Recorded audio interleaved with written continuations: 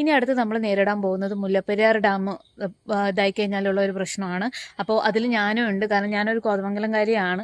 ഏകദേശം എൻ്റെ അറിവിലൊരു 1 അവറിൻ്റെ ഉള്ളിൽ ഈ പറഞ്ഞ പോലെ ഈ കോതമംഗലമൊക്കെ പോകും. കോതമംഗലം മാത്രമല്ല, എറണാകുളം, തൃശ്ശൂർ, ആലപ്പി, കോട്ടയം, പത്തനംതിട്ട, അങ്ങനെ ഇടുക്കി എല്ലാം പോകും. അപ്പോൾ ഏകദേശം ഒരു 40 ലക്ഷത്തോളം ആൾക്കാരാണ് അതിൽ ബാധിക്കപ്പെടാൻ പോകുന്നത്.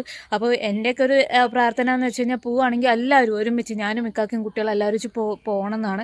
കാരണം ഇതേപോലെ എന്തെങ്കിലുമൊക്കെ നടന്നതിന് ശേഷം എനിക്ക് ഒരാൾക്ക്, അല്ലെങ്കിൽ ജീവിച്ചിരിക്കുന്ന ഞാനും എൻ്റെ മക്കൾക്കും ഒരു മോൻക്കും വേണ്ടിയിട്ട് മാത്രം ഒരു വീടോ അല്ലെങ്കിൽ കുറച്ച് സുഖ സൗകര്യങ്ങളോ അല്ലെങ്കിൽ കുറച്ച് സ്ഥലമോ അല്ലെങ്കിൽ ഒരു ജോലിയോ കുറച്ച് പൈസയോ കിട്ടിയതുകൊണ്ട് കാര്യമില്ല.